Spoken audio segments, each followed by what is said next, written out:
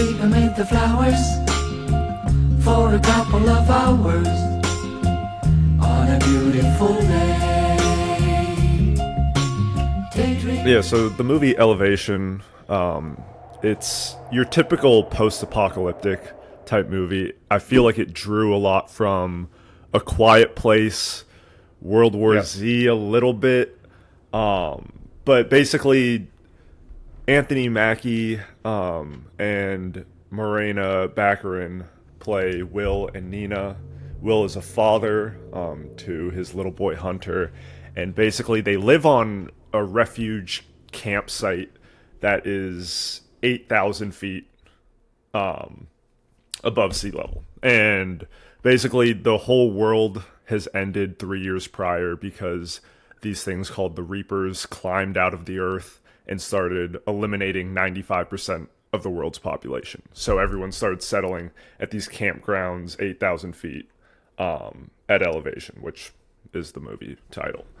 And basically Anthony Mackie's son, he's got like a condition where he needs oxygen. It's like, I don't know, extreme sleep apnea or whatever it was. But basically he needs to go into Boulder and find more oxygen or medicine for his son. And he leads possibly the worst team you could assemble for.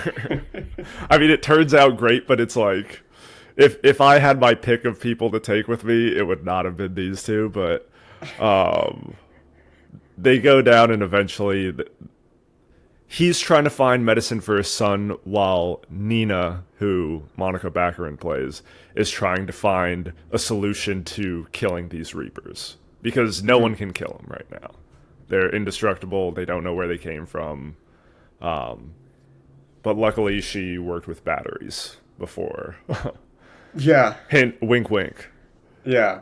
Do you want to talk about the ending at all? It's not super ambiguous. I think a 9-year-old could have figured it out, but... Yeah, so basically Nina's whole plot is that since the Reapers emerged out of the earth, she's been trying to figure out a way to kill them. She's like some mad scientist. And basically she finds... The thing is, you have to coat the tips of your bullets with cobalt, and you shoot it at these Reapers, and they implode, basically. They combust and just blow up into fireworks. And basically, the Reapers are just machines. And they're programmed by... Someone's screaming outside. I can't even hear it, so... Okay. Some kid running by. He just watched this movie. Is like, fuck my life.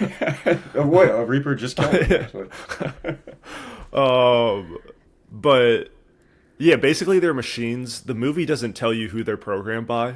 When Anthony Mackie asked the $1 million question, like, who programmed this? And she just goes, yeah. It's kind of cool though, honestly. I guess, but I'm like, God? Like, who? What is she talking about here? But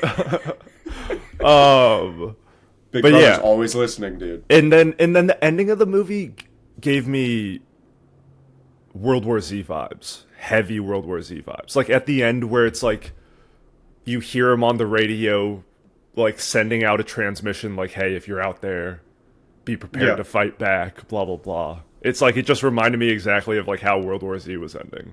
When they found the cure and they could finally fight back. But to be honest, do we want to hop into the scores or? Like... Yeah, no, we can. So you agree though? It's obviously like an alien interpreted ending or whatever. Like there's clearly UFOs that she's looking at or whatever. Those three little dots in the post credit. Yeah. So we could get into the scores here. Entertainment, I went 7-0. I thought this movie was pretty solid, honestly. It kind of surprised me, to be honest, and I liked it a lot more than the last Anthony Mackie movie we looked at, which is crazy considering I haven't looked at the budget numbers, but I would imagine they're heavily favoring the first one that I won't even mention. You can figure that out for yourself. This movie, entertainment-wise, I gave it a 6.5 out of 10. I'm not going to lie, after the first watch, it was a lot lower, and then I watched it a second time, and I was like, you know what? this is kind of badass a little bit. Yeah. I was a fan of the originality, kind of, because I don't think I've ever seen something with the elevation aspect of it. I guess. I don't know. To me, the draw to it was I just wanted to see Anthony Mackie and Nina win in the end. Like, I just wanted to see them kill these fucking Reapers. Like, I was tired of them being indestructible. And especially after Katie's death, I was like, dude, fuck the Reapers. She had, like, one of the most horrific death scenes of all time. Yeah. And she was she was a great character, to be completely honest. Like, she was fine. Mm-hmm. But why'd they have to do her in like that? Yeah, I don't know. I mean, someone had to be She got alien Romulus. She got stabbed in the chest by the Reaper's tail and just dragged away into the darkness while screaming for Nick. That was his name, right? Or Will. Anthony Mackie? I don't know. Will. Will? Okay. Yeah. I remember his son's name was Hunter. Yeah. And great segue into our characters, which were pretty generic, to be honest. Anthony Mackie's great. None of these actors are bad, per se, but there isn't a whole lot of depth here. It's a pretty baseline plot. I went 5-5 for my characters. Characters were a 4-5, and it was pretty much as much as I could give points to Anthony Mackie and, I mean, mainly Anthony Mackie. I'm not gonna lie. Monica was like all right in this, but like for some reason, Katie's character, I wanted her to succeed, but I couldn't get past how much she looked like a video game character. I thought she looked like Florence Pugh. For sure, but like the trucker hat on top of her, like, haircut, like, it looked like the trucker hat and the hair came together.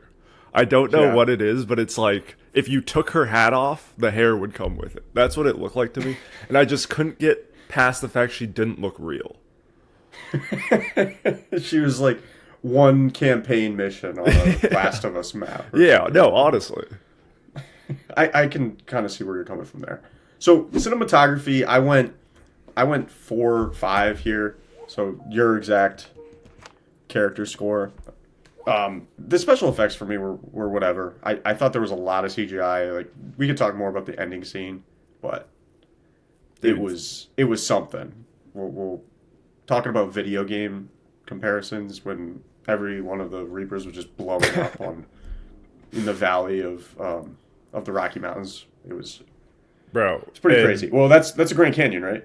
The valley of the Rocky Mountains. Yeah. Someone's gonna point that out. Not only that, but the effects of them blowing up, but then the just audio tracks of people going woohoo, hooray, yeah. From like the stratosphere. Yeah. It's like, Jesus Christ, can we make it a little bit? Yeah, no, dude, cinematography, it was like a 2-5 for me. It was pretty bad. It was really bad. Like the ski lift scene, the green screen of Anthony Mackie like shooting, like his gun over the ski lift chair and just like shooting back at the monster. It's just like that whole thing. I'm like, bro, this is like, just get Anthony Mackie on a real ski lift. Yeah, like, and what are we doing here? There was something I wrote down that you and I probably picked this up because we watch way too many movies, but it almost seemed like they were very obvious with the budget that they had for the movie. Again, I haven't looked it up, but I'm assuming it's not that high because whenever the Reapers were here, are you looking at it now? Yeah. Like, whenever the Reapers were in a scene, it almost seemed like they made a very conscious effort to only show them when they were about to attack the character, like very close range. Yes. And I get it. It could be for dramatic effect, but I honestly think they just didn't want to waste all their budget on like showing the Reaper like running up towards it. That's how it felt to me. Yeah. Anytime they could mask the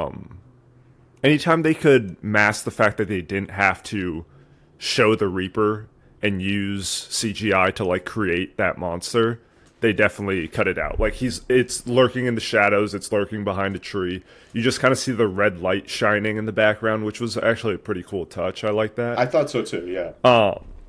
So I just looked up the budget, $18 million. So Yeah, that it makes a lot of sense that they weren't trying to, they couldn't spend a shitload on making Right. this look amazing. But still, Right. I don't know, some of the scenes, it's like, is it cheaper to create it via CGI versus like just having Anthony Mackie driving his truck? Because some of those scenes, like I swear to God, the truck driving, like that was CGI. Like Yeah. Well, and it would and the cut to horses. yeah. All the horses running were around. so yeah. I mean That also made no sense. Like, why? How are the horses fast enough to evade the Reaper? It seemed like that thing moved at 200 miles an hour or something along those lines. So that's the thing. The Nina talks about that. The Reapers okay. were like programmed to eliminate like 95% of the Earth's population within the first month, but they don't like attack anything else, I think. I They don't missed eat or that anything. line. Yeah, I remember her talking about that. Okay. It just seemed like that. I don't know. It looked pretty corny when they were just showing these herds of horses running around. I guess it makes sense logistically, but it also just looked bad because it was clearly CGI.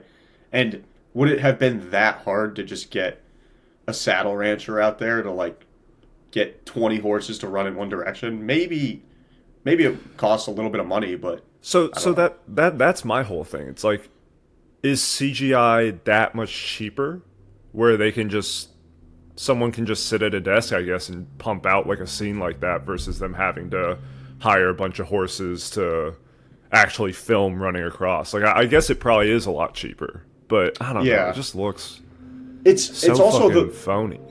It does, and I think it's also the light factor too.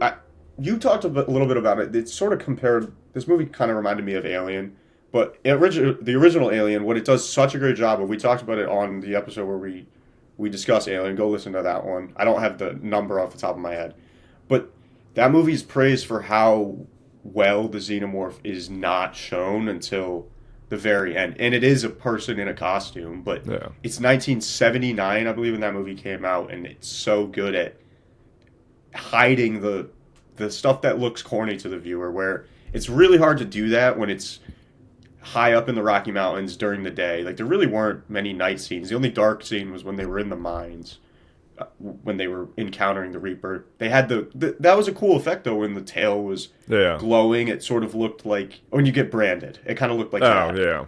Yeah. It was cool, but nonetheless, it does sort of take away from maybe the overall viewing experience. But an $18 million budget is nothing in the movie industry, and I'm sure they'll make. I mean, there's that. like TV show episodes that are way more than that. Right. And that sort of, let's just do our entertainment scores and then we'll dive more into it. So I just went 6-0 for entertainment, or excuse me, not entertainment, for writing. For writing. Yeah, I went 6-0. It was solid, and I want to talk more about it, but I want to hear what you think about this as well. Writing for me was a 3.5. Okay. So that's our biggest disparity by far. And I'll go first here. So I think this movie was very much owning what it did. I really liked the line at the end where they get to the top of the mountain after they kill all the three Reapers that are attacking Anthony Mackie, and Monica Baccarin goes, "Why are they?" Or Anthony Mackie asks her, "Why do they only go to 8,000 feet?" After she looks up at the aliens or whatever, and she's like, "I don't know." And I think that was the writers literally saying, like, we have no idea why the aliens go to 8,000 feet, but they don't. And they'll figure it out in the second movie.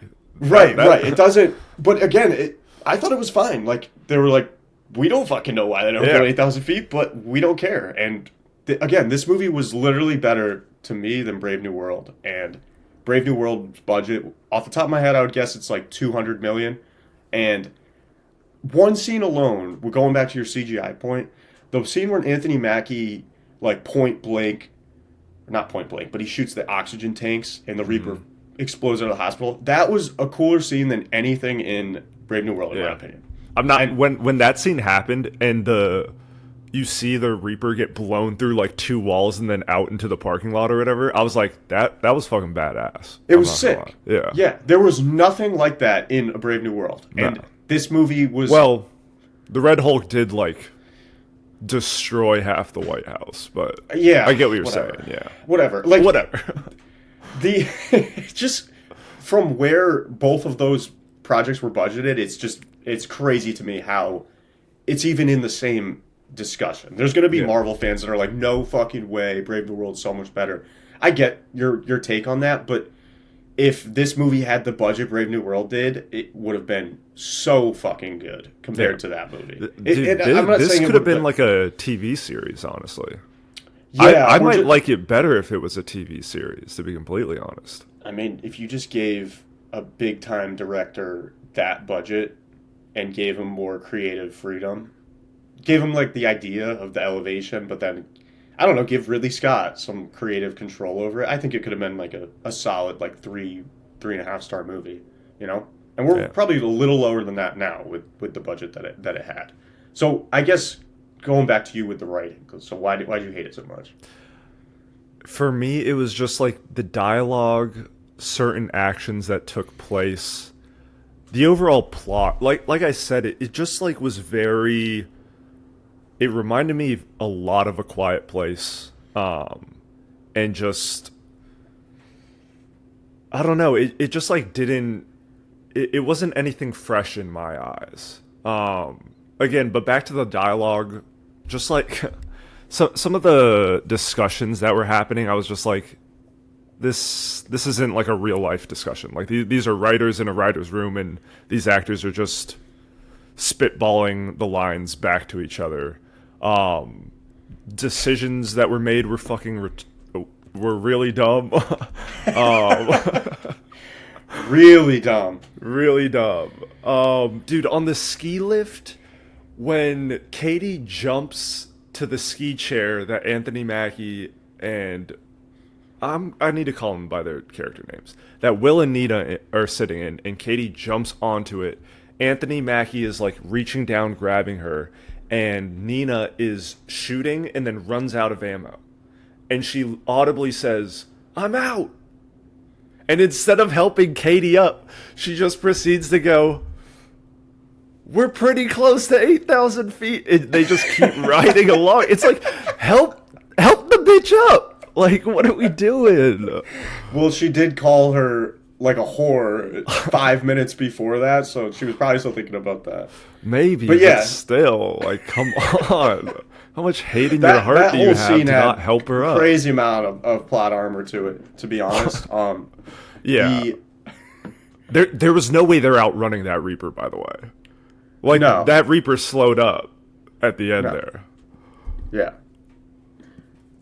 Yeah, no, I agree. The whole ski lift part made no sense. The fact that the Reaper could have just kind of hit it from the bottom, it would have eradicated the whole plot of the movie. It would have killed all three of the characters. If the Reaper had just sprinted up to them and just grabbed their chair all together and brought it down, like, it would have killed all three. Like, I don't know why it was pulling it from behind, like it couldn't cover that distance.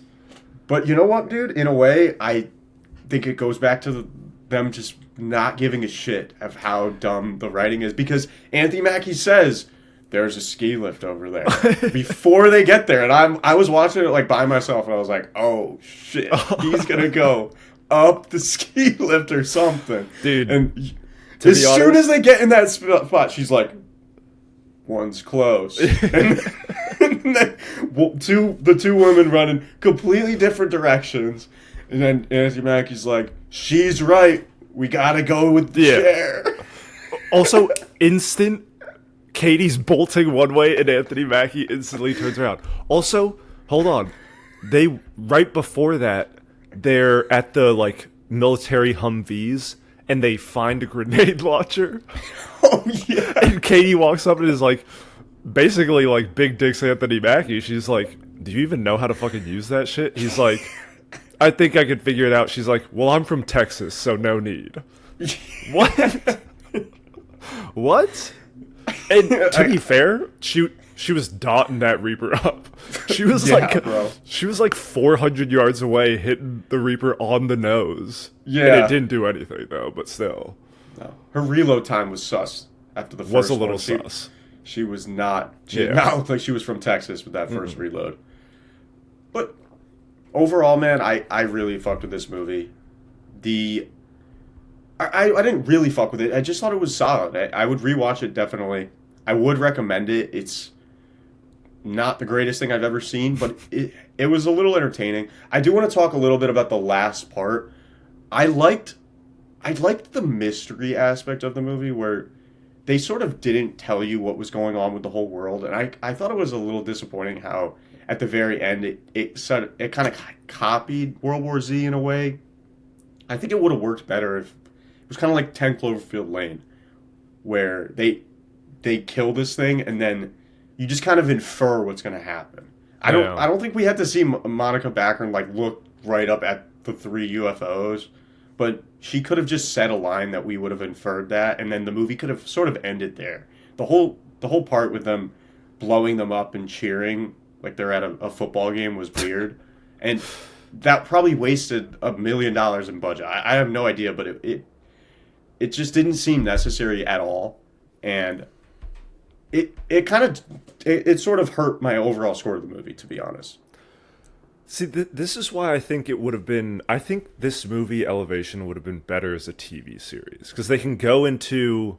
They could start it, maybe. Yeah, a mini series, like one season, bang it out, and that like it would be perfect. I feel like because they could start off with like an episode somewhat like this, right? It just thrusts you into the world, this post-apocalyptic world where anyone that's alive is living above 8,000 feet.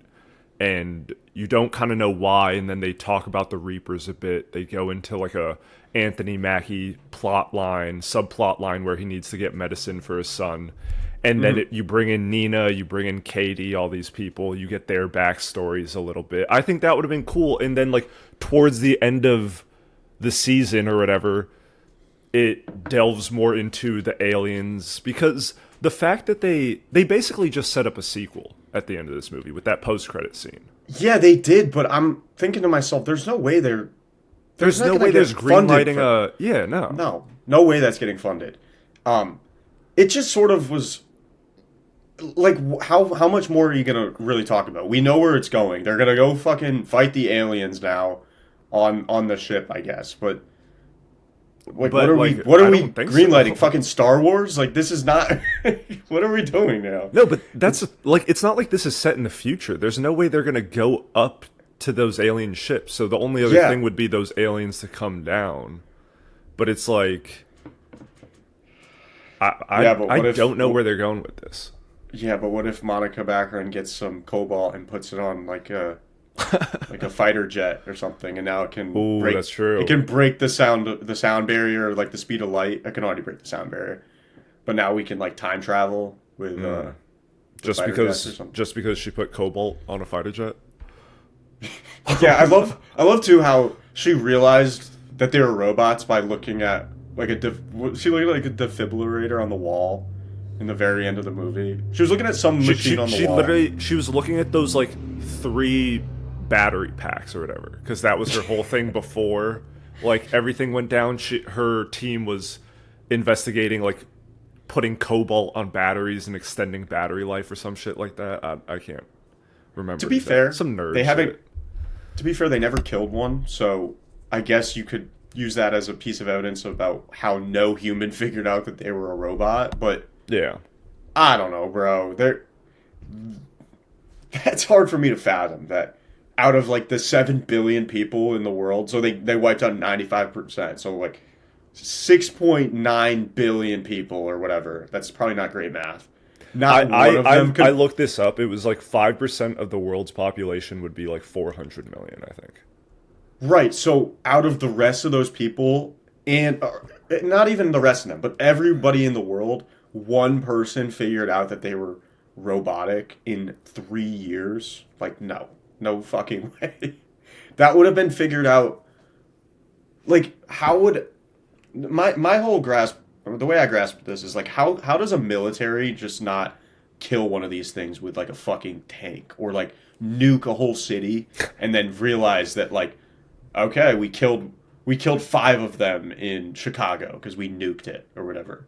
Now we know they're robots. You know, that would have happened way before 95% of the world got wiped out. Yeah. Right? I mean, you would think.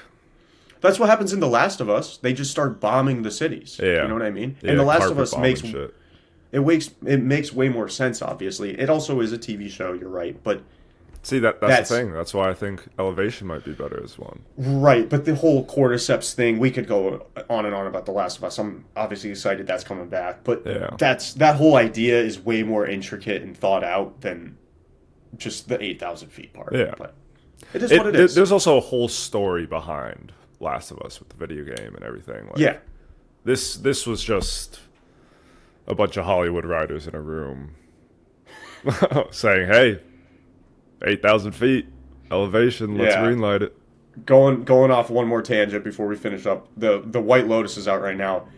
Mike White, I actually saw this the other day. This does relate. He wrote season 1 with no writer's room. Did it all by himself, created the entire show character. I know you probably knew he created the show, but did all of it, knew everything by himself, which is insane. That's very unheard of.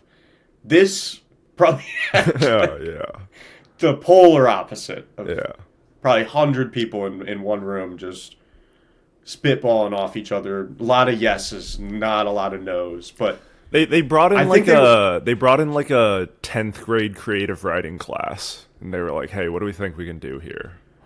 Right, but I will say, and I'll reiterate this one more time, I think it was consistent. I think they were very adamant that there isn't a thick amount of armor or plot armor to this movie. There's just thick armor on the Reapers, I guess, but it was fine, and it really was one of those you turn your brain off and just enjoy the action. And there's some pretty good action here for an $18 million budget. So I don't know if you have anything more you want to add off of that. The movie was mid, but you can stream it on HBO Max. So it's like you want to spend a little time watching a action-packed movie. This will tickle that fancy. So our final score here was a 4.2 out of 10. And oh, that's what it was. That's the same exact score as it was last week. Oh, was it really? Okay. So Yeah. I guess Brave New it's World. the same exact movie as A Brave New World, and that's our that's our 2-week review now of A Brave New World. So if you were one of those people that really hated how much I shat on that movie, well, then I guess you'll love Elevation. So Yeah.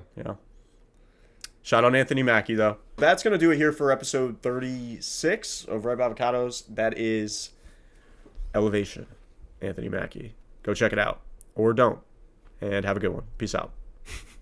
Deuces. I dream of